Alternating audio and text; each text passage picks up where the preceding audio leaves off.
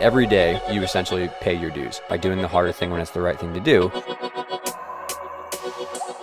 Very excited for this podcast. We have two unique guests that have both been popular on the podcast. So first, Becca, how are you? I'm good. Thanks for having me. Yeah, good to see you back. A quick turnaround after the first one because a very popular episode on mental health and fear and things like that, which people really, really enjoyed. And Nick, my good man, how are you? Very well, thank you. Happy to be back again. I feel at home here. I feel like I should just make you a co-host at this point. Like, all options are on the table right now. You're close to 10. Like, between the two of us, I think we're close to at least 10 or 15 episodes. So I don't know. The episodes, people listen to them. So we're talking about something that's important. So I just Absolutely. go based on that. Yes. So the origin story of this podcast actually was after Becca and I had talked in the last podcast off air, kind of like in the shuffle afterwards, is just to frame the conversation. We were talking about, I think it's really important we talk about, the dynamics with the kids. We talk about how important it is to have approachable coaches and kids together. And that was a big topic of Becca's episode. But then also we kind of brought up, like you got to deal with parents. You got to manage some different expectations between a lot of different people involved. We talked about getting medical providers involved in that as well. But it sparked an idea that oftentimes Becca and I, in our experience, and I was thinking about this with Nick as well, is I think coach to coach conflicts and coach to coach relationships are sometimes one of the biggest sources of drama and frustration and cultural problems, whereas we're easy to say it's the parents that are the problem, we got to deal with them, or the kids are not motivated, or the kids don't want to work hard and stuff like that. And we've had extensive conversations on the podcast about how to navigate those waters. But I think something that is not talked about in the gymnastic space in general is either a coach maybe bringing their own kind of drama into the gym, or coach to coach conflicts becoming an issue. So like, we don't want to talk with each other. There's cliques, it's gossipy, it's very, I don't know, like nitpicky, and people are very standoffish. And I think we all have experiences where we've either been on the receiving end of that, or we've been part of the problem. Definitely from my experience where, my ego was part of it. And so that's kind of what I wanted to talk about and explore, is because I think a lot of people, when we post videos or episodes that talk about the small amounts of this, they go, oh my God, yes, that's totally my gym. That's totally my situation. I'm so frustrated with the coaching staff, and these people don't want to maybe have an open mind. So that is where we're at, I think, as an episode whole. But I'd love to maybe just go around and talk about our experiences with maybe not so great coaching teams and coaching dynamics, and maybe what we think some of the root causes for those were. And then I'll kind of finish with sharing my experience, which I think will blend into the first little subtopic we have. So Becca, would you like to kind of share your experiences first? Sure. So my coaching experience, obviously, I've not coached as long as you guys have, but just, the experience with, I think the lack of support in the gym among coaches, especially if you're a new coach coming in, like you should feel safe enough to ask questions, and you should feel safe enough to, see if your drills are, appropriate for teaching certain skills and stuff like that. And I feel like with my experience, I didn't have that kind of safe environment where I could go up and ask questions, or I felt like I was going to be judged when I did ask those questions. So I think that's something we really need to change in our gym culture, is how, approachable we are, especially for new coaches coming in, because we want to start to build, better coaching staff, and we want to make our coaching staff knowledgeable. And we can't do that if we don't have an inviting environment. That's huge. I couldn't agree more. When I was a younger junior coach, I do remember, like, I was lucky that they kind of had a junior mentorship program where you kind of were with a coach and you followed along, you studied. But I do remember having a lot of questions about drills and technique and strength programs. And honestly, for me, it was like, how do you deal with frustrated kids, who are having some mental issues and stuff. And this was like 10, 15 years ago, where unfortunately we didn't have the blessing of the internet as popular, where we could go to experts and stuff. But I do remember feeling very lost and just being like, I don't really know what to do. But I was terrified to talk to some of the senior coaches at our gym, because they were, they coached the big girls and they're so busy with all their technique and stuff. So very good point. And I can empathize with that for sure. But Nick, what are your experiences? I think when I first started coaching, I probably had a slightly different situation. I had an environment where I had mentors around me. And I was able to travel and create relationships with other clubs who were very welcoming in that respect. That was my own personal experience. Whereas I was probably more the problem in those early ages, as opposed to the people around me. And I guess that was from probably a place of fear. And I think that's what we've got to first understand, that when a coach is either gossiping or is demonstrating some kind of undesirable characteristic and behavior, we first got to understand where that comes from. Most of the time, it's going to come from a place of fear. And that's probably, for me, it was, fear of judgment, fear of failure, fear of not being desired, people not wanting to work with me. And that all comes down to ego, of course, and understanding how our ego plays a massive role in our decisions. So rewind back to 15 to 19-year-old Nick. I was probably at my worst in that respect, but also my least experience. And obviously we've got to understand that, how that comes hand in hand. As you get more experience, hopefully these coaches will become more self-aware, like I have done.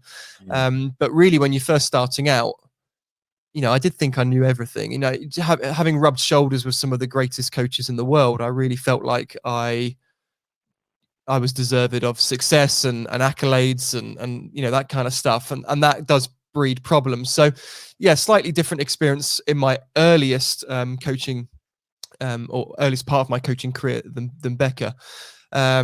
But definitely feel that really self-awareness is going to be the key here. And Dave, we mentioned this so many times in the podcast. We're always talking about self-awareness, aren't we? And how important it is, because as you learn and become more experienced, maturing as a coach as well as a human being, you do understand how pivotal being self-aware is really for quality of life, quality of results, relationships. I mean, just about every aspect of your life. So I think that for me was one of the biggest challenges, is that I was maturing as a human at the same time as learning to be a coach. So obviously you're making all sorts of life mistakes, damaging relationships, saying the wrong things, behaving in the wrong way, having an ego. Now, this is stuff which is actually nothing to do with coaching necessarily. It's just where I was and where other people will be in their journey as maturing as an individual, like emotional maturity, emotional intelligence, lack of self-awareness, and all those things. So when you combine those individual characteristics then with actually not really knowing much about gymnastics either, but thinking that you do, it creates a bit of a recipe for disaster, right? You start to make all sorts of mistakes because of your personal qualities. You bring them over into your coaching. And then who gets it? Well, the athletes.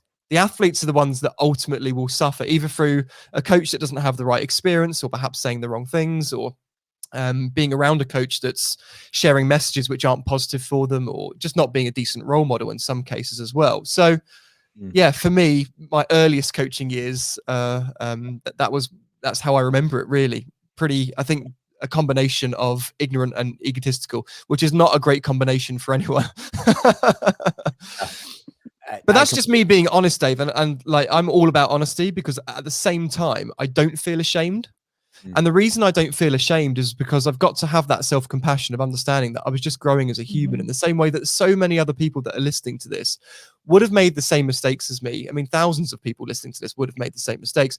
I'm just really comfortable admitting it, because I'm not ashamed. It's like, it's my growth as a human.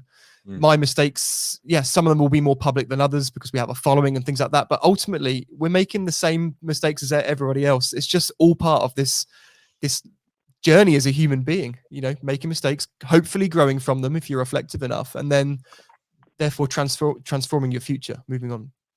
Yeah, absolutely. And I thank you for the honesty. And I think everybody who listens to the episodes with you thanks you for your honesty, because they see you as such a role model and they see you as such an accomplished coach, and they don't realize that you've come from a place that was maybe not the greatest when you were younger. And I want to be the same way. I want to be completely transparent too, is that in my experiences, I also was the person who brought in a lot of ego to the situation and brought a lot of perceived status, right? So like my worst times were probably like 21 to 24.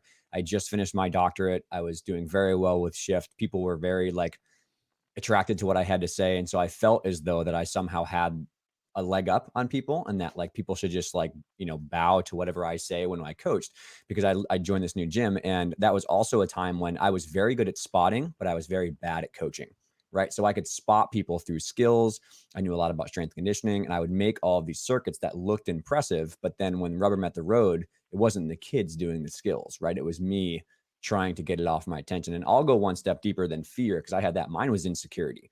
Mine was very, very deep rooted personal insecurity, and not even about coaching and about what people thought about me, but in my personal life. And this is the first kind of like sub area I definitely want to touch on, is because I think oftentimes coaches who are maybe well-intentioned with their gymnastics coaching career, they have a lot of things in their personal life that they're not very happy with, right? So their escape is coaching. It's fun. They love working with the kids, but they oftentimes bring in their personal life baggage or drama to the situation. And for me, I had a lot of problems with family conflict and things that were going on with my brother, who was a drug addict at the time. I had a lot of personal relationships that weren't going well. I was unhealthy, right? Like I was not taking care of myself exercise wise. I was not sleeping enough. I was overworking. So the version of me that I brought to coaching was 50% at best. I was tired. I was exhausted. I was irritable, right? But I was using gymnastics coaching as a way to like pump myself up. I was so addicted to external validation. I wanted all the other coaches to tell me how awesome I was and how smart I was and how cool I was because I knew all these things. And I became addicted to Facebook and Instagram telling me that I was a good coach, right? And it made me feel good because it was filling the void emotionally and mentally of what I had in my personal life. So I personally get a lot of messages from people who listen to a podcast episode where Nick or I talk about some of these personal things. And I talk about, yeah, it was family problems. It was relationship problems with prior partners that were the issue. And I was taking it out on the kids, or worse, I was taking it on my colleagues, right? Like I had this very coarse outer shell. And if somebody tried to say like, hey, maybe we should try something different, like the whiplash was so quick. I was like, how dare you question like this? Because I was insecure. And it was similar to you, Nick. I was very new and I didn't know a lot, but I could spot and I knew a lot about strength and conditioning. So I kind of cheated my way around, maybe what it was. So that's my personal experience with, I was definitely the source of the problem. And for probably 3 or 4 years, it was like a slow downhill where my coaches that I worked with were really resentful. The kids were really resentful about, me being in a bad space. And so I had to do a lot of work personally, not even about coaching gymnastics. That didn't come till later, about like, I need to sleep more. I need to take care of myself. I need to work out. I need to, see a therapist. I need to go and deal with the personal life stuff that's going on here so that I can bring a better version of myself to coaching. So I don't know, Becca, do you have experience with maybe it sounds like in your situation, you were dealing with people who you were on like if we were coaching together, I was the problem and you'd probably be the innocent victim of the person who was like getting my wrath, right? When I was miserable. Do you have experience on the other side where you felt like you were that person where unfortunately the people around you maybe were not accountable for their own, personal lives or stuff like that? Or is there a different situation you were dealing with? I think yes and no. Like I do think that the people around me probably had their own issues going on, but we weren't, our coaching staff wasn't close enough for me to actually know that kind of information. But with myself, I do know that a lot of my outside factors were a big deal too, because I had just finished my master's degree. I was trying to get all my clinical hours in to get licensed. So I was working 3 jobs outside of coaching when I was doing therapy. And it wasn't just doing therapy. I was doing therapy in the prison. So I was working with men in the mental health unit. I was working at a nonprofit with domestic violence victims, their children, and, the women and children. And then I was also working in acute care for children and adolescents. So everything I was working was extreme crisis and trauma. So I was working so much that I didn't really have time to debrief or decompress, So then I didn't feel truly prepared when I went to coaching because I didn't get to do the research that I felt like I needed to. So my insecurities were probably on the other end. You guys were talking about ego and stuff, but mine was like, I just felt insecure. Like maybe I just didn't know enough. Like, should people actually be listening to me? Should I be coaching? Because right now I don't feel like I can put the time in to what I need to do to help my athletes to make sure they're prepared. Yeah, I can definitely resonate with that because I too was working 3 jobs when this was going on. I was like working my clinical job treating, and then I was coaching, and then I was also trying to run shift. And I think that was a big source of me. And a lot of coaches probably won't be working 3 jobs, but it will feel like they're working 3 jobs. Like a lot of coaches are overworked and underpaid. And so they're like running all the rec programs and the team programs. They're getting ready for meets. They're traveling on the weekend. Like they're staying late hours. And so I think back to what you said about feeling heard and about feeling as though you're respected, I think a lot of coaches, unfortunately, are being spread too thin and they're expected to juggle 42 hats and they get stressed out and they don't want to continue to, do it because of how tired they are. So I'm glad you shared that. And I think it's important to realize here of all 3 of our common threads are we were young and we thought we knew a lot, but we didn't. Like all 3 of us have said, we felt underprepared for some of the things that we were maybe put on our plate for coaching. And it does take a lot of time to research and know what you're doing to kind of do things. And Nick, I'd love to hear your perspective here because I know when you were younger, you were kind of working with some of the highest level coaches in the world, but you just still said how you felt underprepared in terms of your technical knowledge. I think a lot of coaches might have a spark there where they feel like they want to know and they don't feel prepared. And then they hit a point of frustration with a skill or some sort of interpersonal conflict with a kid, and they don't know how to fix it. And they get really frustrated. And that might be a source of some of their problems. So can you maybe speak to some of that when you're younger? Yeah, so I would say perhaps slightly differently that I didn't feel unprepared. I felt prepared, but I wasn't. And that again comes back to the lack of self-awareness. So for me, having spent time in these environments and, you know, like rubbing shoulders with some of these great coaches and being told how talented I was as a coach and, you know, Nick could be really good, et cetera, all that did was create this kind of perception to myself, this kind of self-perception that I was already fantastic. And so when a coach, of course, has that opinion that, being young, not that makes a difference. You can have coaches with these attitudes that are well into their adult life. But, for me being 16, 17, told I was already fantastic and having spent time with these coaches, I thought that I didn't necessarily need to learn as much as I actually in reality did. So, and again, that's a really dangerous combination of when you don't realize how much you have to learn. It's that Dunning-Kruger effect, the peak of Mount Stupid, they call it. I'm not sure if you're familiar with that model. Yeah. But there's nothing more dangerous than someone that is completely ignorant without knowing how ignorant they are. And, again, I know this sounds a bit harsh, but the reality is there are a lot of coaches that think they know more than they do. That's just the reality, and that was absolutely me before my 20s, that not having the recognition of, like, truly respecting how much there is to learn in the sport, whether it's the physical side, the technical side, the psychological side, the self-awareness part. There's just so much. And so for me, what I was probably lacking then was someone to tell me that I had the wrong attitude towards that. And so now I feel very, when I see coaches that are young, and maybe I see a little bit of myself in them, that they have that attitude of perhaps coming across a little bit egotistical, I don't want to learn. Instead of criticizing that person, I'm more likely to chat to them and say, look, I've been here. I don't want you to go down the same journey that I did. Whereas what I encountered at that age from having that attitude was bullying. I was kind of bullied by other coaches as a result of it. And then I was the source of the gossip. God, have you seen Nick? Like, Nick thinks he knows it all.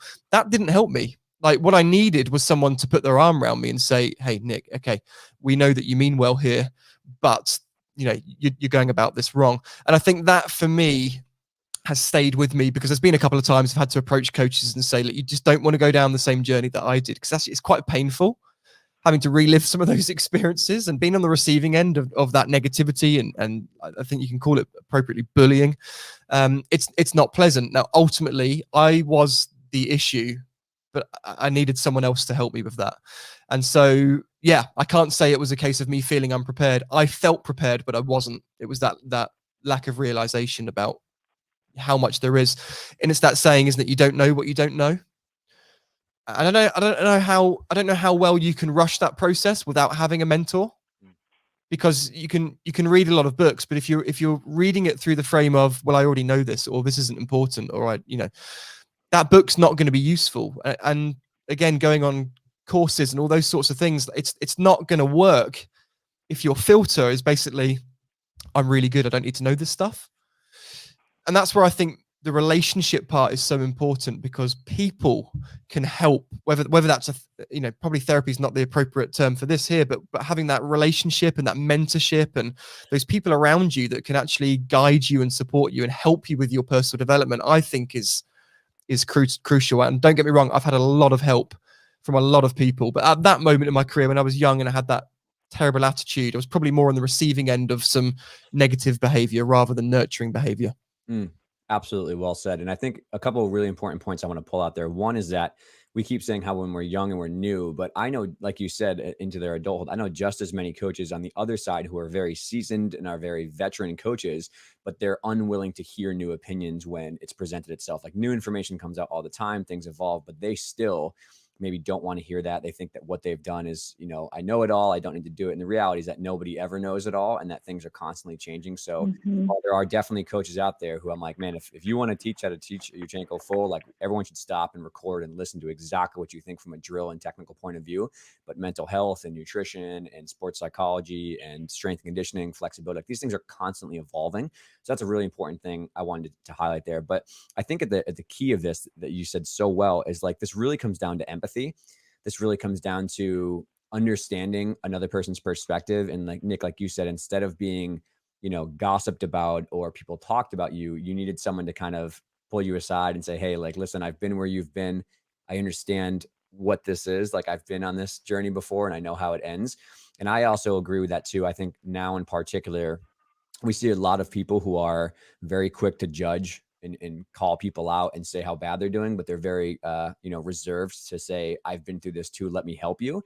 And I think that's a really important point that everyone needs to take away before we even go into more in the podcast, is like the role of empathy and community support is probably two of the biggest things that helps buffer some of these problems. And I think it's okay to maybe discuss with someone how what they're doing is inappropriate, but if you do it in an attacking way, you're only going to cause more fuel on the fire, right? Versus talking with someone like, hey, listen, I want you to be happy as a coach. I know you care for the kids. I want you to understand the best way to go about this. But right now, the way you're approaching this situation is probably not the best. Let's find some time away from the gym to talk about what's going on. Let's make sure we have all this sorted out. And I've notoriously said on the podcast that Eva, who's my boss and best friend, did this for me. And it was the reason that I finally kind of had a come to Jesus moment where I was like, oh, wait, this is not good at all. So I think that's very important to notice. And Becca, I'd love to hear your thoughts here, because I think in the last time we spoke off air, you mentioned how you kind of felt as though you also were the center of some of this bullying and gossiping, and it really drove you to not love coaching anymore. And it kind of drove you out of gym. Correct me if I'm wrong, but I'd love to hear your experiences there, because I think a lot of coaches will resonate with maybe being, that gossip is real, even into adulthood with a lot of coaching staffs and cliques and stuff. So I'd like to hear your experiences. Yeah, I know. Like, so as adults, we don't really see us being mean to one another as bullying. We talk about bullying in like a context of just children and how it happens in school or, with our athletes or whatever, but it's very real when it comes to being an adult too. And it's something that we need to think about. Like, we always think about how we communicate with children, but we don't put the effort into thinking about how we should communicate with adults that we're working with, and how we should be teaching them, encouraging them, or mentoring them. So I think that was, yes, one of my big problems, was that, one of the coaches that I worked with, for some reason, seemed to think that maybe I just didn't know anything, or I don't know if it was like an insecurity on their part, which usually that's what it is. You were usually mean to one another because we're insecure. We had that fear or something within ourselves. So I can't speak to that because I've never really discussed it with her. But yeah, after, sometimes being confronted in front of my athletes and put down, it made me not want to coach anymore. It was like, I didn't feel secure in the environment. I didn't feel encouraged. And when you're on the receiving end of that, that's, even if you want to be a good coach, you're doing it for the right reasons. It's very difficult to be in that environment. And it's very difficult for you to go and ask questions and to become better at what you're doing. So yeah, ultimately I ended up leaving because it just wasn't an environment that I felt good in, especially with all my outside stressors that I was already dealing with. I'm like, I'm already, my profession is something I'm trying to work on. And right now I just can't cope with, all the stressors I'm dealing with, and then going to a gym and not feeling like I'm respected or valued, or, someone or just not having those safe people I can talk to have mentors. Yeah, something that popped into my mind that I've heard from a couple people on other podcasts is that hurt people, people who are struggling themselves, who have their insecurities, their fears. And I just want to openly say, I've said this in the podcast, but there's not a single person who doesn't have fears and insecurities and emotional problems. Like, I think that mental health is still a stigma as adults, particularly about things we're struggling with. But oftentimes the people who are hurting the most, it's painful to deal with your own problems. So they project onto other people. And, there's another famous saying that you can build the biggest building in town by either building your own building or tearing other people's down. Still relatively, right? You're going to get there. So many people are unfortunately choosing to hurt other people and take their anger out and frustration elsewhere, because it's hard. It's hard to do the work on yourself, like Nick has talked about and stuff. So I think that's why, again, empathy is just so important here, because oftentimes as a younger coach, somebody would critique me or say something to me, and I instantly jumped to the self-defensive mode, and not, instead of thinking about like, what's this person thinking about, what's going through their mind. Like, I can think back to a lot of times when I would kind of like make the skill plans, make the drill circuits, make the conditioning, and not really involve the coaches around me to ask like, well, what do you think? Do you want to, try some of these drills? What do you want for a station? Like, are there things on your mind that you'd like to do that you learned at a Congress or something? And I just wrote off people's opinions. And I think now looking back, it makes my skin crawl, because I can't imagine how uncomfortable or hurtful that must have been to those coaches who work so hard to learn and want to help the kids, but then don't get their opinion validated or even heard at some point. So I think empathy is really important here. And I also think that, like you're saying, the communication and the ability to deal with these problems, not in front of the athletes, not in front of the parents, not on social Mm-hmm. media, is so, so important. Like, you have to have space and time to have long conversations where your phone is off and you're looking at each other in the eyes and you're actually talking about the real issues, or else it's just going to become more and more frustration and more boiling points. So, Nick, do you have any thoughts here before we maybe shift gears into solutions? Just want to backtrack to what you mentioned earlier about you think use the term seasoned coaches that might have the same kind of qualities, so to speak, or same fears. And I think ultimately that is what it comes down to, is fear again, isn't it? That they've got a set kind of philosophy, a system, a program that has evidently worked for them multiple times. And of course, this new information is going to unsettle a lot of those people, because they're like, well, hang on a minute, I'm moving away from what I know best. This is everything that I've worked for and has been successful for me. And you now want me to move across to this new model, which you say is better.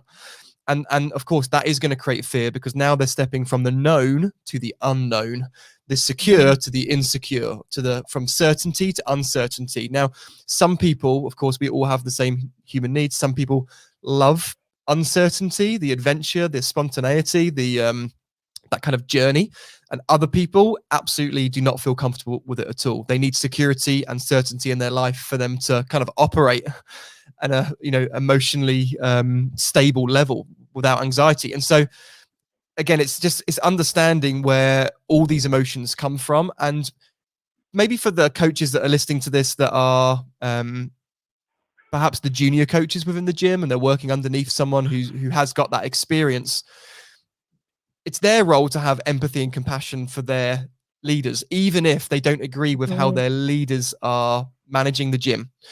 Okay. Everyone's got to have or come from a place of compassion and empathy. It's not to say that you agree. It's not to say that you feel like you're being treated right. It's just about then understanding how and why another person is thinking the way that they do. And that really does help. Like for me, it's helped my healing process from some of the trauma that I've experienced. Being, let's say some of it's bullying, some of it on a lesser scale, that just being on the receiving end of gossip, spreading of misinformation. It's not massively traumatic, but it is still traumatic. But it's helped me in the healing process to understand that actually I obviously threatened a lot of those people and their own feeling of safety. That's not my fault, but by me understanding the emotions that they were feeling helps me to understand why they took those actions. So whilst I don't agree with it, at least I can understand it. And so, that's just what I wanted to add there. It's just a case of us all being compassionate for one another, whether we agree with each other or not, because, we all need to be valued. We're all just experiencing fear, just in different places and in different levels. Yeah, I completely agree. And I'm really glad you clarified that, because imagine if you're a younger coach or new coach. So say you go through 10, 20, 30 years of work to develop systems and procedures, and you make a gym that's successful, and you have kids that are successful on whatever version of success is for you, right? Your recreational gym is the best in the state and everyone goes to you and it's amazing. Or you have kids on national team that are making Olympics, right? Imagine being a 30, 40-year senior, working so hard your whole career, and then all of a sudden people are saying what you're doing is not completely the most optimal way, or you need to change, or you don't know what you're talking about because you're old, right? Like, imagine how hurtful that must be as an older coach who's worked your entire life to dedicate and master your craft. And now you have people who are relatively new saying that you have to change everything. And it's not like, that'd be very challenging for me as an older coach to kind of deal with. And while you could make the argument that those people who are seasoned still need to have that learner's mindset and that growth mindset, whereas the younger people need to be respectful and trying to learn from the other side, I think that is the way it's been most successful, is when both parties can say like, hey, we all might have something to offer here.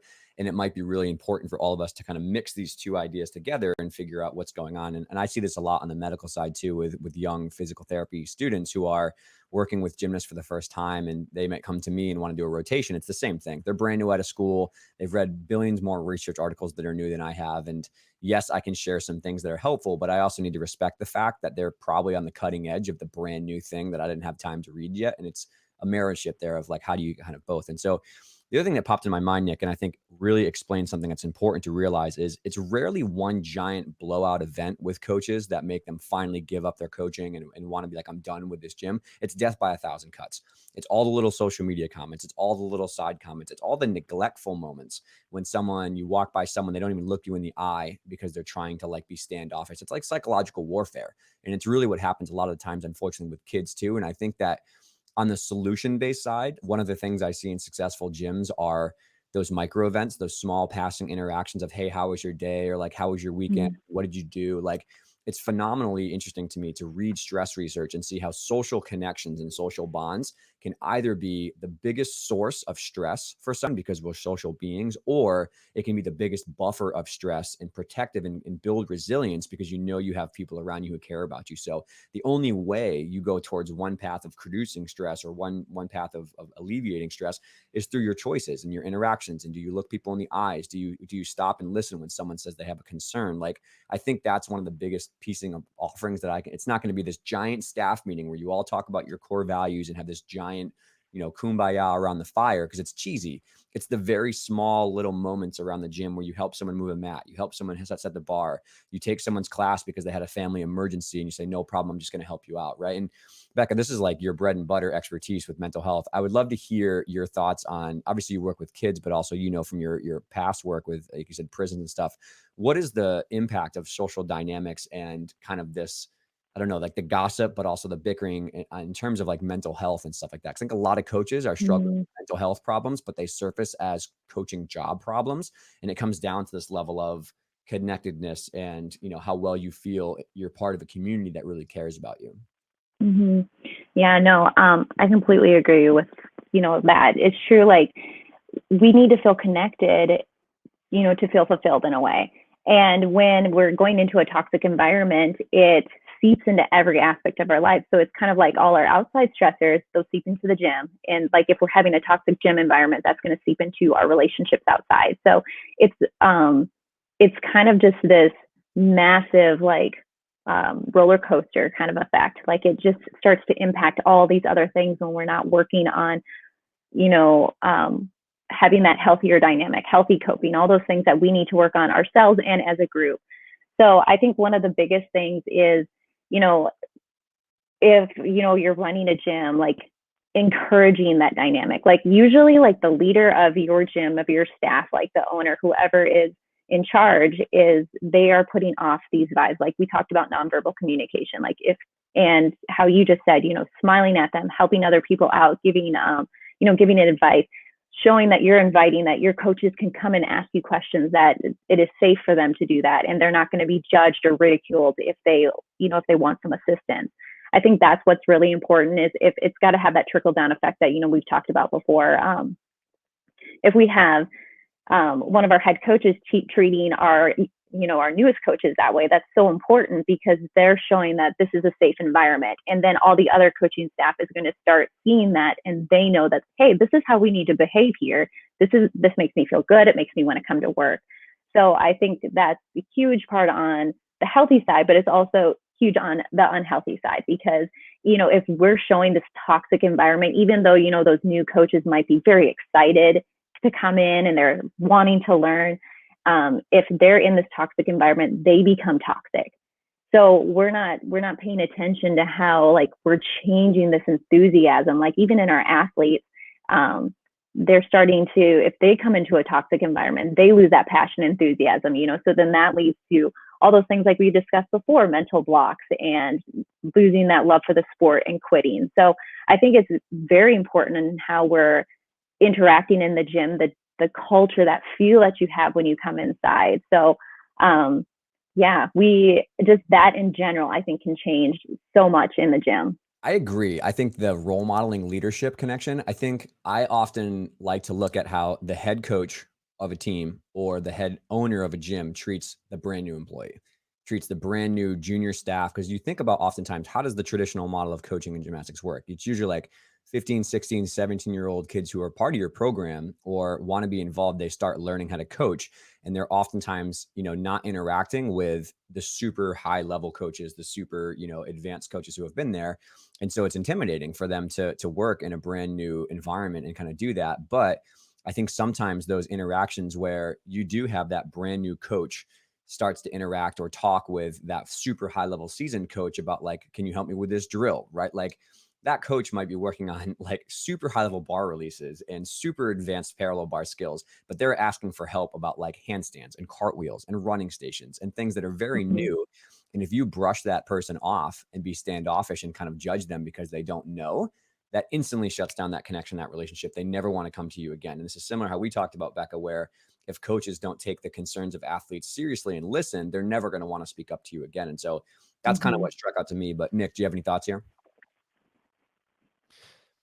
Just about perspective, because like we're just trying to teach cartwheels, right? It's just like when it comes down to it, this is all just about teaching kids. And I've written down here just perspective. We're teaching cartwheels, of just remembering that we take this so seriously. Like we do take it so seriously, right? You know, when there's just this kind of this bickering, this negativity, this gossip, you just think sometimes I wonder if the kids actually knew how a lot of the coaches treat each other and the stuff goes on between the coaches, they would be ashamed at us. Like if they actually knew, because really the kids are much better than we are. You know, this is the sort of stuff that you'd see from the children normally in like school and all this kind of bullying and cliques and gossiping. And you think that by the time they get to their adult life, it would have disappeared, but it hasn't. And I feel like we just got to keep it in perspective. We're teaching cartwheels. Let's just not take this so seriously. Like we all love gymnastics, right? Otherwise we wouldn't be involved in it. But you know, when we start to get so competitive that we're treating each other badly, or taking to social media like this, we talked a little bit off air before, didn't we? The sorts of comments and things that are going around on social at the minute on the back of the like selections, and everyone feeling like they know what's best for the athletes, although they've never coached at that level in their lives. You know, there's just kind of, let's just remember we're teaching cartwheels. Just keep it in perspective. So that's that's what I wanted to mention there. Yeah. I'm glad you said that, because it is also like you have to laugh at it sometimes. Like, you do. It's so crazy to me sometimes when I work with gyms or I consult with people, I look back and it's just like, you take a big step back and you look at the way coaches treat each other sometimes online or in person. And you're like, are we still in 5th grade? Are we still sitting around the lunch table bullying people about the type of shoes they wear or what they look like? Or, you know, it's crazy. It's absolutely crazy because it's laughable. It really is sometimes. You're like, we're 40 guys, we're 35 years old and we're still doing this. This is crazy. This is absolutely crazy. But so on this kind of like central topic of, I think, coach to coach, maybe, you know, drama, gossip, click, stuff like that. I think, again, it comes from a place, as we talked about, of unfortunately people thinking they have to jockey for status. I think they feel as though it's a one-up game and this coach who's better than this coach. And they, again, for me, I think it comes down to, unfortunately, being a little bit addicted to everybody else's opinion of you, you know, is valuable. I think that there's nothing wrong with getting outside, you know, information and validation and having support. But like, when everyone else's opinions of you matters more than your opinion of yourself, it puts you in a very vulnerable and dangerous place, because you're constantly wanting to impress people. You're constantly wanting more Facebook or social media praise, and you want people to tell you that you're a good coach and this and that. And I think that's very dangerous. So in terms of solutions, I would like to kind of go around the table and offer solutions, but rather than just contribute to the laughing part of it. But I personally feel as though everybody has some ownership here, right? Everybody has accountability and has something to work on in terms of like, not initiating maybe a drama filled or gossip filled way of making a solution. So there's not a single person who would listen to this podcast, definitely, because they're probably already halfway there of wanting to be self-aware. But everyone in every gym, everywhere, whether you're a parent, a coach, whatever, you can probably think back to a time where you had a conflict or this awkward standoff with someone, or there were negative emotions where you're like, well, that didn't go well. You know, like that was a little like weird between two coaches, or people are just not talking to each other. Right? Like I think what people don't say sometimes is worse than what they do. They just ignore people. They just ignore coaches. They just walk by them without looking at them. They sharp, short answers. They don't want to hear from them. So I think that's the first step I think people should take, is realize that everybody probably has a way that they can improve their small passing interactions, smile at people more, talk to that brand new preschool coach who you've never even said hi to before. Like, go out of your way to ask if they're okay and say like, hey, do you need help? Or is like everything okay? I know you just started here. It's new and it can be overwhelming. Like, I think when people take that first step to extend the handshake halfway, it opens the door for somebody else to reciprocate. And it doesn't always mean it's going to happen. You know, it doesn't always mean it's going to go well, but you can at least know you have the peace of mind to say you're doing the best you can to work with people. And I have some thoughts on education and mentorship too, but I'd love to hear maybe Becca's thoughts first. Yeah, no, I think what you just said is very important. And I also think to add to that is apologizing. When we have those bad interactions because things like influence us, whether it's, what we discuss outside life or we're just being in a bad mood, feeling insecure, having fear ourselves, because obviously those emotions bring out frustration and anger and how we interact with other people.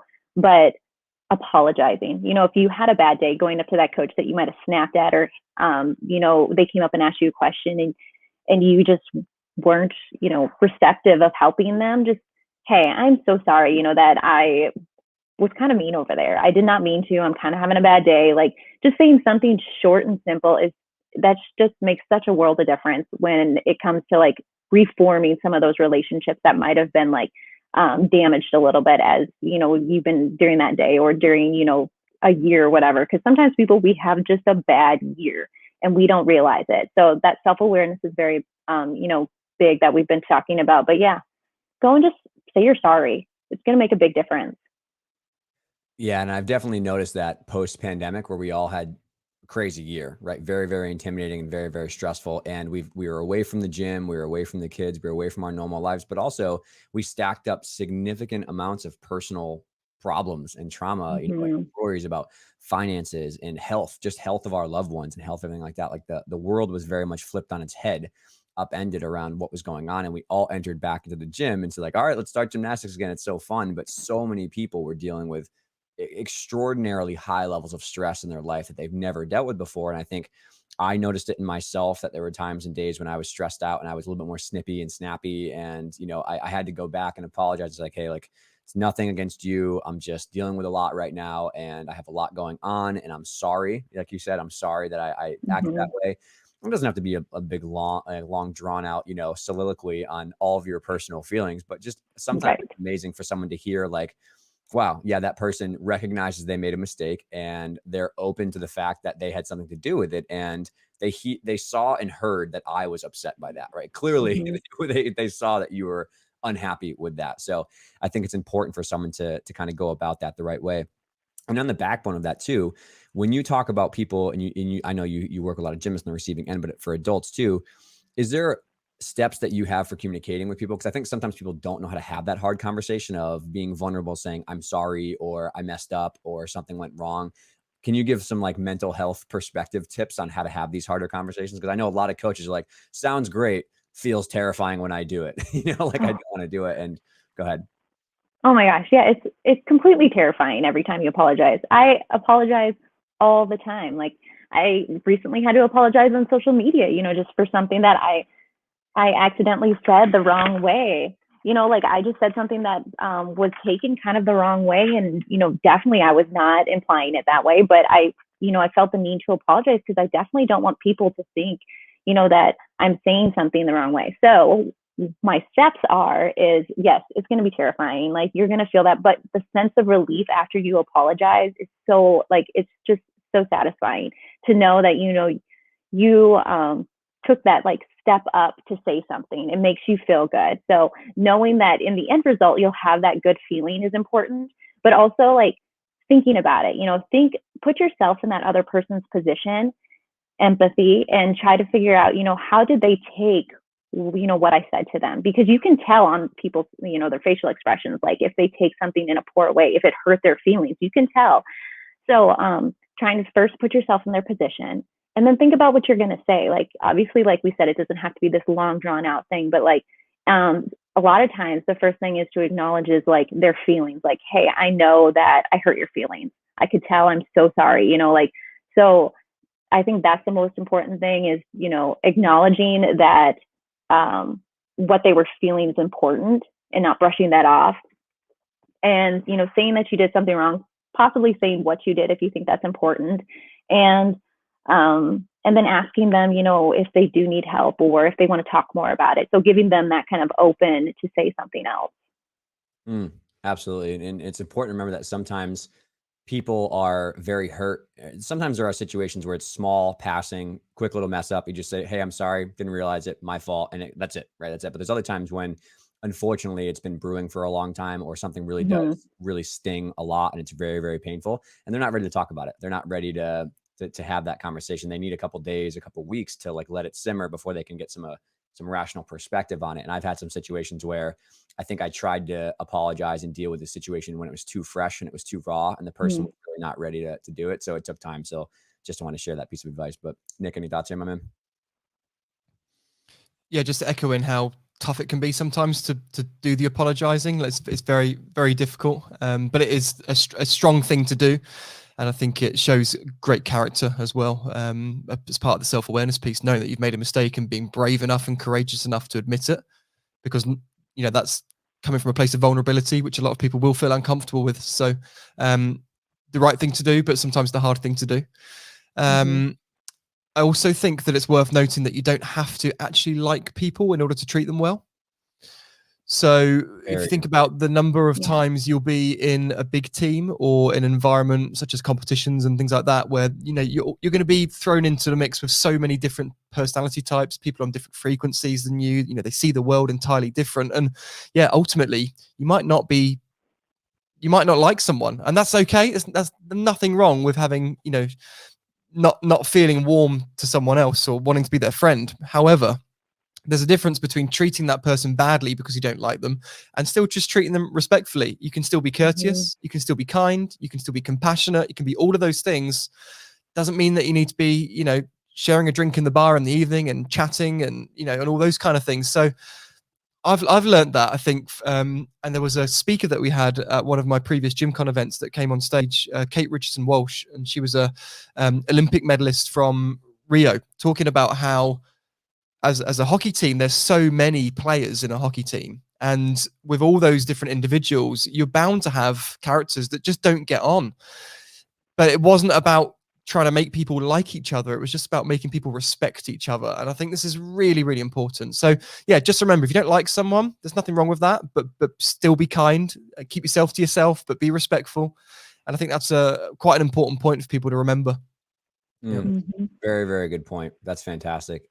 From my perspective, the thing that instantly popped into my head is I know a lot of coaches who are able to deal with that person in a civil way. And let's be real, like, there's all sorts of different dynamics in coaching. You have people who once were dated and they broke up. You have people who came from a different gym where they left before. Like, there's a lot of different conflicting, you know, possibilities there of what might happen. But like you said, you can still be kind to someone. You can still be civil to somebody, even if you're not on the same wavelength or frequency. And the other thing I'd like to talk about, I think, you know, we talked about three kind of main subtopics of sources of this. There was like the person who's bringing their own kind of baggage into the gym.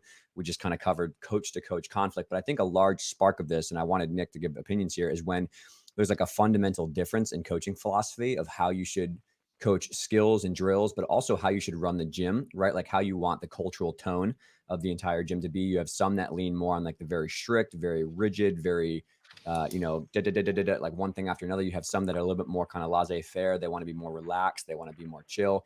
And I would love to kind of hit on this one first before we maybe offer some solutions on, you know, what to do if you feel as though you're stuck in a situation like this. But this is the third big source of conflict I see is, you know, really more on the technical side of things. It's not even about the people. It's about the way to operate, running a gym club and stuff like that. So Nick, can you maybe share some ideas on philosophy difference and how to go about maybe when someone thinks differently in the other way?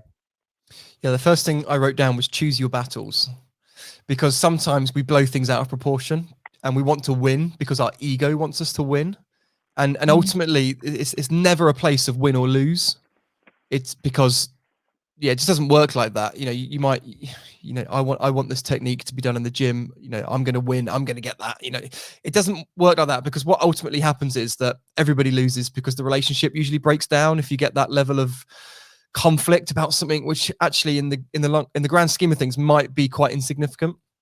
And I see it a lot. You know, I'm probably the source of a lot of it. People come to my events and say, well, Nick told me that, you know, when you're on the gymnast on the springboard for Yachenko, they're supposed to have the arms up, you know, and he says that what you're doing is wrong, which of course is not what I say, but that might be the way that they interpret it.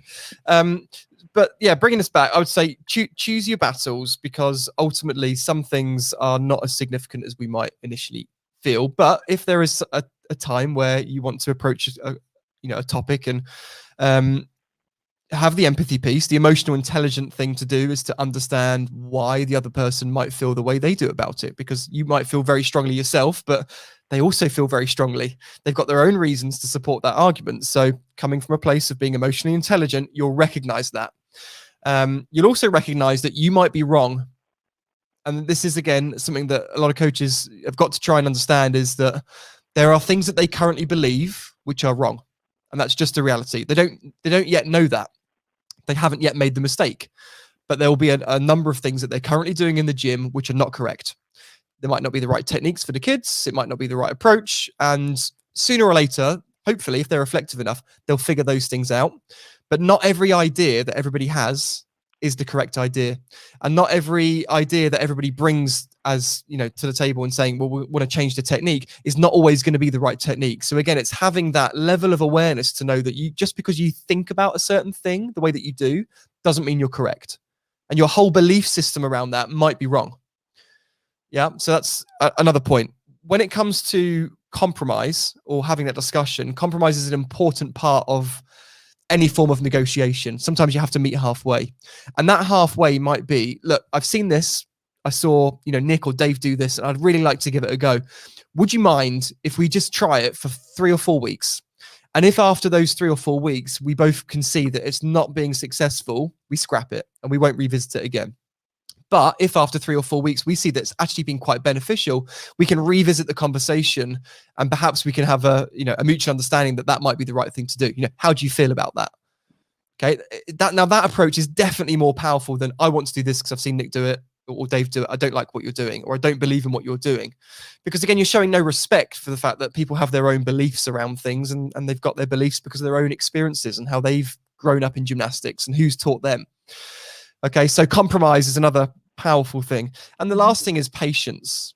So if you don't win that argument, I've done that in inverted commas for people that can't see the video. Okay. If you don't win that argument, just understand that if you nurture that relationship and maintain it, you might later on be able to, I'm trying to think of the way of framing this. Is basically, if you damage the relationship, then you're pretty much screwed for any future negotiations that you try and make.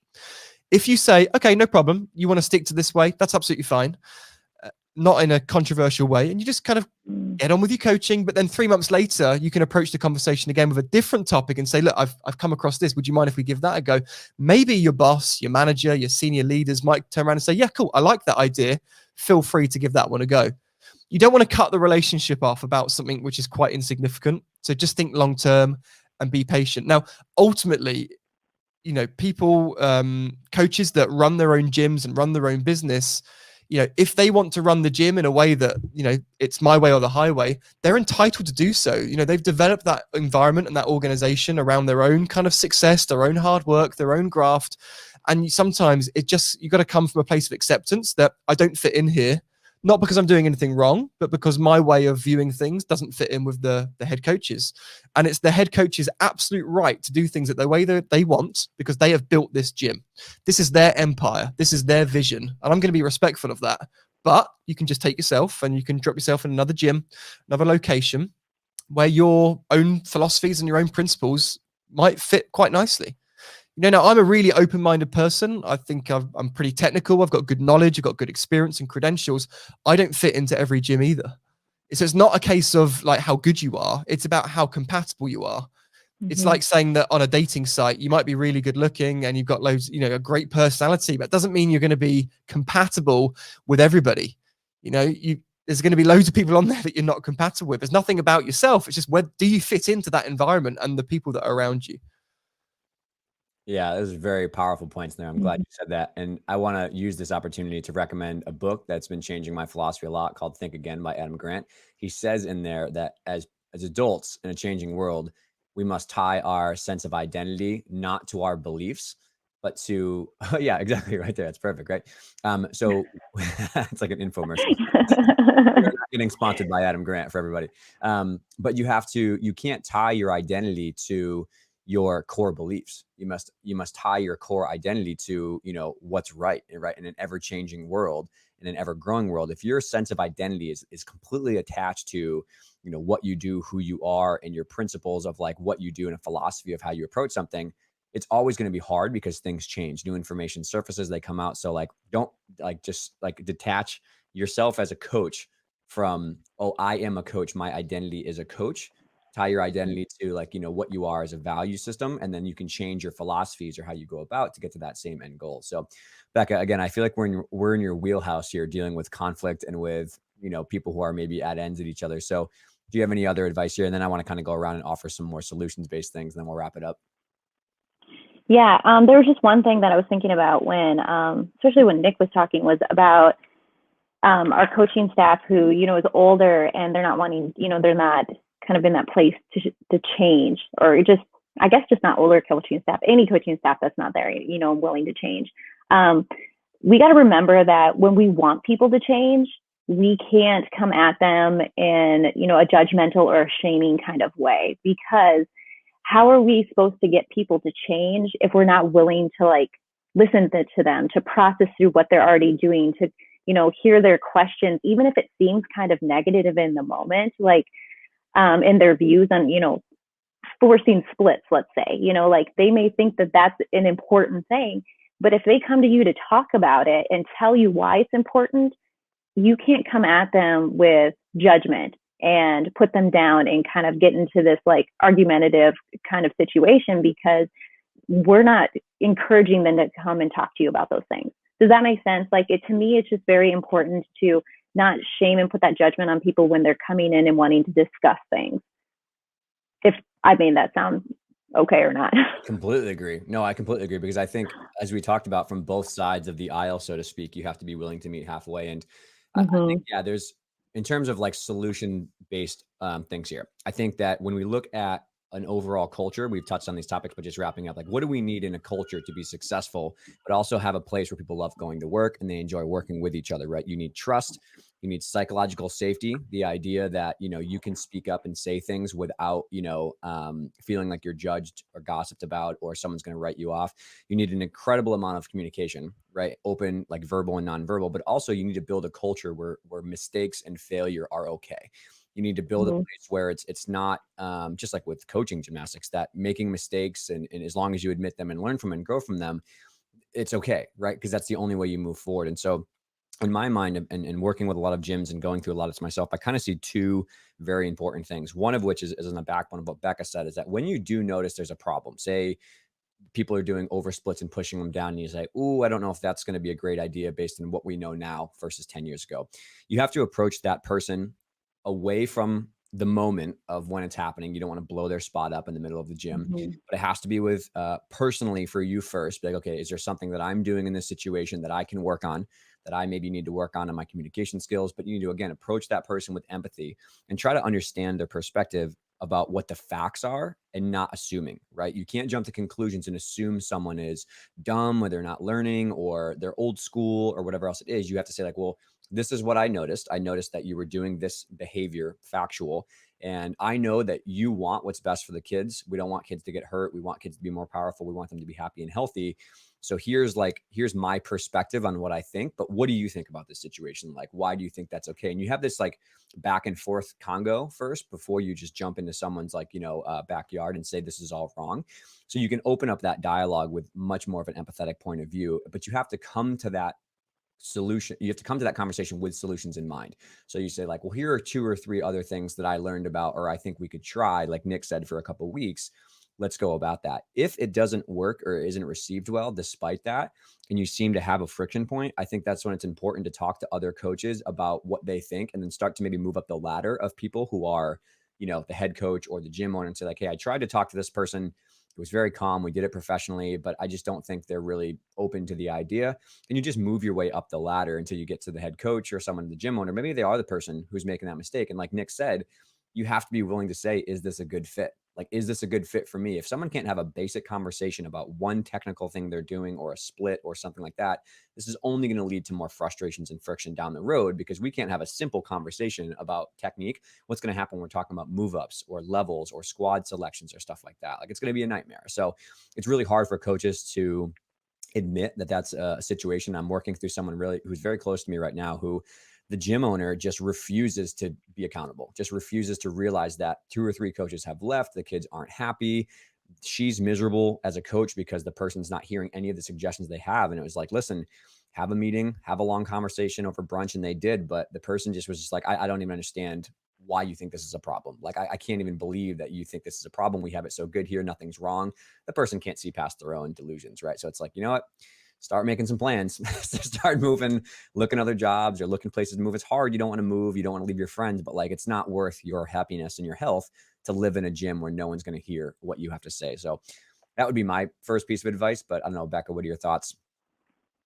When you were saying that, I was trying to think exactly of something that I say to a lot of people that, you know, when we're trying to get people to change, like we only can meet them where they are. They only will receive the information that they are capable of receiving at that moment. So it's like, I always talk about planting a seed. Like sometimes that stuff, like, even if they're not willing to receive it, you can plant the seed and then hopefully it'll eventually grow. And then they'll start to see, like their wheels will start turning and be like, oh, I'm starting to get it. And then you can have those conversations again. But you just have to make sure that people are, you know, willing to receive that information and how you're saying it to them. So if it doesn't work the first time, try it again, try it in a different way, like you were saying. And so I think that's super important. But what was your question? Ask me one more time.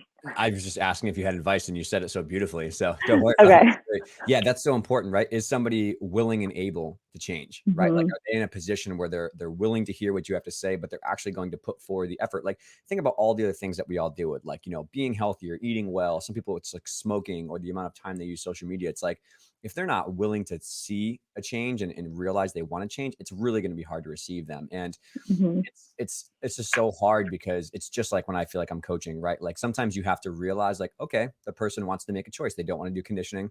They don't want to come to practice, but we're going to have to deal with a tough conversation down the road when it doesn't go how they planned. Right. And I think a lot of coaches that I talk with, unfortunately, it's not until they have a moment of emotional catalysm of negative, it feels like crap when something doesn't go well, when people are leaving your gym or the gym financially isn't doing well or the gymnasts aren't happy. So sometimes you have to just leave it where it is. It's like, okay, I understand, you know, that you maybe don't want to have this conversation or it's hard and it involves maybe we're poking at some of those personal nerves like I had with insecurity, but I'm just going to leave it where it is. And it might be 2-3 weeks down the road that someone starts to really feel, oh my God, I can't believe, you know, that this is going on. And you're seeing it right now unfold in the culture of like coaches who maybe hear from athletes who are like, no, I had a really negative experience. You know, I don't want to come back to the gym. I don't want to coach. I don't want to be there. And like, oh man, like it's a gut punch. And some gymnasts are the ones, unfortunately, who are given that harsh moment to the coaches. And that's when they become reflective. They come back around, you know, a year later. Like I've had this happen with people online. They listen to a podcast. They say, you don't know what you're talking about. You're full of crap. But 2 years later, come back around and they say, you know what? I listened to that podcast again, and I think maybe I'm willing to have this conversation. So you got to let it simmer for sometimes. You can't force it, you know? Yeah, go ahead. Becca. Yeah. So a big thing that I think people need to remember, and it just made me think of it, is that remember criticism, like someone giving you a correction is not attacking your personal identity. It's not attacking who you are. It's about the behavior and what's going on. And just to remember that, you know, we're trying to do this for our athletes. Like everything we do as coaches is to embrace and grow our athletes into like, obviously amazing gymnasts, but like just human beings in general. So like when we are getting those corrections, to think about it as like someone's giving me a correction because they want me to be a better coach. It's not attacking who I am. And I think especially like our coaches who are very, they've been working for a very long time. They're very knowledgeable in the sport. That's the one thing that you have to remember. It's not attacking you. Very, very well said, right? Critiquing the behaviors and choices, not the person, applies to gymnasts when we're doing skill work, but also the coach or the parent or the someone that's in front of you. So yeah, very, very well said. Nick, you have any thoughts here, my man? Yeah. So coming from a reflective place of self, as opposed to the behaviors of others, and I've written down here, be coachable.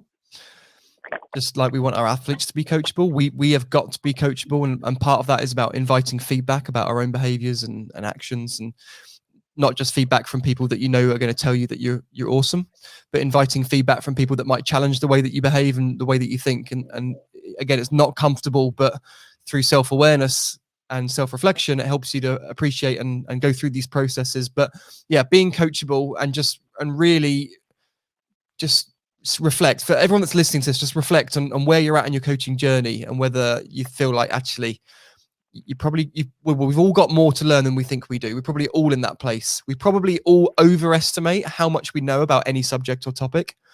And And I think if you can just come from that place of humility and basically say, you know what, gonna be a bit, well, coming from a place of humility and vulnerability of saying that I don't actually know as much as I think I do. I've got a lot to learn. Some of the things that I say are actually wrong, like factually incorrect, but I'm not there yet. I don't understand that. And that can just help take a bit of pressure off ourselves, because ultimately we're all human. We're all fallible. We're all going to make mistakes and continue to make mistakes. So being less judgmental about other people when they make mistakes, but also having the compassion for when we make them as well. So that's self-compassion. Finally, coming from a place of abundance rather than scarcity with our mindset. So, and what I mean by that is a scarcity mindset means that you don't want other people to succeed because you don't appreciate the fact that just because they're successful doesn't mean that you can't be as well. Okay. An abundance mindset is much more of a case of, well, Dave, it's great that you're so successful, and Becca, you're really successful, and you're not taking away a slice of my pie. There's plenty to go around. We can all be successful. You can have a great athlete, and so can I. How about that? We don't need to compete against each other and gossip about each other and criticize each other. Well, actually, Becca, I'm going to see you as being very inspiring. I love your success. What can I learn from you? That's brilliant. As opposed to trying to push you down. I want to emulate those results myself. And actually coming from a place of abundance and a mindset around abundance means that we can do that. We can all be very successful. And I know there's different ways of interpreting what that means, but you don't need to push other people down to elevate yourself, which can't happen anyway. Scarcity versus abundance mindset, very important. Yeah, it's amazing. It's absolutely amazing. And I think something that I'm noticing from a theme of all of us about how to kind of be constructive against preventing problems is be proactive in the way that you address these issues. I think, unfortunately, sometimes our culture becomes so reactive with when a problem comes up, we deal with it, or we make a big staff meeting, or we have this big, sit down talk. And I think that education for me and having a very structured on-ramping program for new coaches is so important here, because as we've talked about, Becca was talking about when she maybe feels as though she needs some help with some stuff, or Nick was saying like, you know a lot, but you don't know where you fit in the system.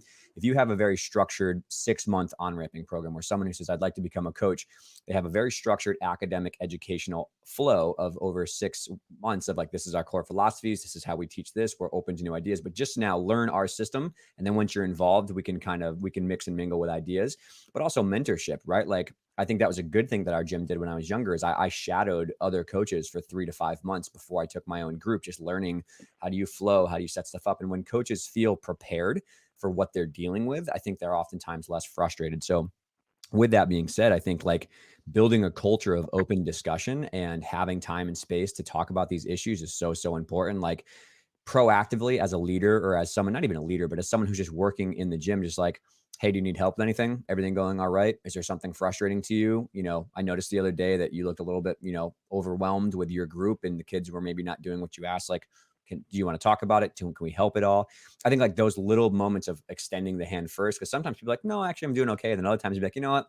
Yeah, actually, that was extremely hard the other day to deal with this group because I didn't know how to set these drills up. I didn't know this person was having a tough day. And so I think when people go out of their way to extend a hand, they feel like this person cares about me as an employee, not only first, but as a human. Just like we care about humans more than gymnasts, we have to care about humans more than employees sometimes. So that, and having the time and the space for that, instead of the social media comments, the Facebook post, the cryptic gossipy Facebook posts that we all know all go so well on Twitter, right? Like people are like trying to hint at problems at their gym. So that would kind of be my own 2 cents. And the other piece is the best thing that we did was start proactively bringing in experts to help us, right? So we would have every 2 months or so, we'd hire someone to come in and teach us a lecture on something we're not great about, or I would go to a congress, or like, that's when I started working more with Nick. It was like, hey man, I send you these videos, just let me know what you think.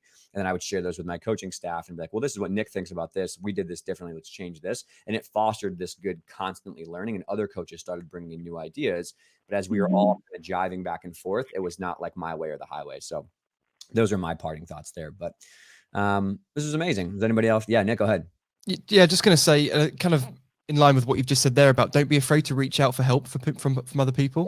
Yeah, from anybody. If I think about myself, despite working at the level that I do with the athletes that I do, I'm always reaching out to my mentors, asking for support and help and challenges and problems, because there's always going to be other people that have got more experience than you in an area. There'll be experts. There'll be people that would face things day to day that I haven't ever faced. That they're great people to lean on. So whether that's technique, it shows good character to do that. You should never feel like you're underperforming or be ashamed to ask for help, even something that you are almost expected to know about. So just be comfortable in that process, and by you doing that, other people are more likely to do it with you. I ask for help from my mentors all the time, my clients. I'm always contacting my clients. We've got a big WhatsApp shared group for my inner circle program, and although they kind of buy into me being the leader of that group, I'm always in there saying, hey guys, what do you think about this, or can anyone help me in this area? And it's just normal.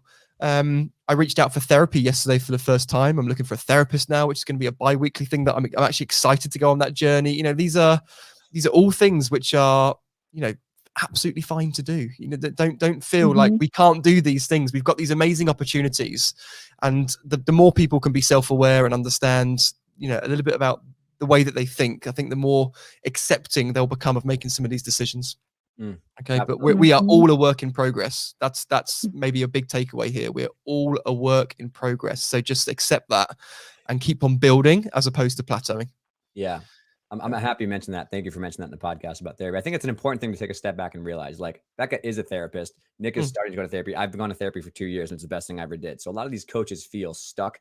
They feel as though nobody wants to hear their problems, or they know they want to get stuff off their chest, whether it's work or personal, and they feel trapped by that. And so I think it's important to realize that everyone can benefit from a neutral sounding board where, this person, my therapist knows nothing about gymnastics, but he's a great guy. And we have some talks and he's like, yeah, I can kind of get that, so I think that's very, very important for people to understand it. Like, get the help that you need if it's a personal life thing you want to work on. Very well. Oh yeah. Becca's like, yeah. Well, I mean, as a therapist, I get therapy too. So it's like I think everybody needs therapy. I think it's a great place for you to go in and have a safe environment to talk about things. And I love that you said that your therapist knows nothing about gymnastics, because that's one of my favorite things as a therapist, is that my clients can educate me in things. So like if my gymnasts are doing skills that I've never spotted before, or really probably know nothing about, I have them show me, I have them walk me through like what they're supposed to do. So I just love that. I love being educated by my clients. I think that's great. Yeah. And in our situation, our staff, it was a trickle down effect. The owner of our gym has mental health counseling and also sees a therapist, but she was the one who encouraged me. And then one of my other coworkers started going to somebody else. And as everybody it was crazy, as everybody else took on that it's okay to go to see people and talk with people and talk about their mental health in a professional way outside of the gym, we all got better and happier as people. And it was crazy how much better our coaching dynamic was, because we weren't pulling in suitcases of baggage from our personal life. We could just step in and be a coach and talk about the gymnastics and the kids and focus on them. But we all got substantially happier. But as one domino fell, where one person was like, yeah, I go and it's great, and I'm done a lot. The kids also too, like so many of the kids who were struggling then felt safe because they knew that we were dealing with our own, kind of work to kind of do it. So it's very, very powerful when people are willing and able to support each other in some of these really hard kind of stigmatized conversations. So very good. Thank you.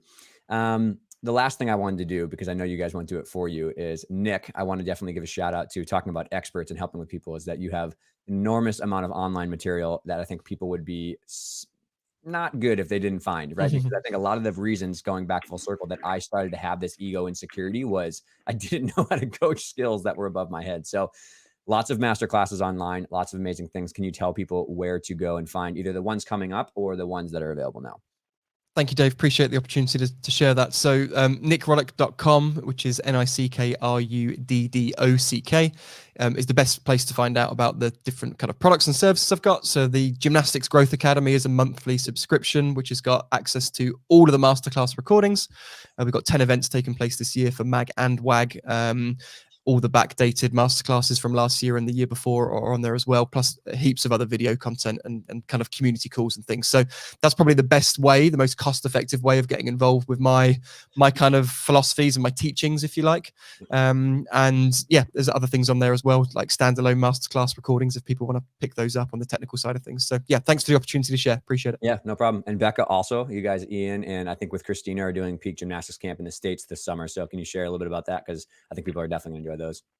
Oh yeah, we're so excited. So our Peak Performance Gymnastics Camp is going to be at the end of July, and we're incorporating, physical therapy, nutrition, and mental health. So like we're going to obviously be doing, gymnastics in practice, but at the end, we're going to be doing some of that stuff every day. So they're going to be going home with a ton of information on, their nutrition, physical health, and like coping skills. So we're really excited about that. And then you can also just come to the Gymnastics Doc on Facebook if you want to hang out with Ian and I. And we talk about physical therapy and, mental health services almost every day. It's amazing. Yes, very good resources that I hope people take advantage of, because as we've talked about in this podcast, the more tools, resources, people available, like the rising tide kind of lifts all ships. So I wish nothing but the best for people to go and check that stuff out. So thank you guys again for being here. Nick, for I'm gonna give you like a punch card, like the 10th one. We're gonna do something special for. But Thanks, Becca, also thank you for your time. I appreciate it. Thanks for having me.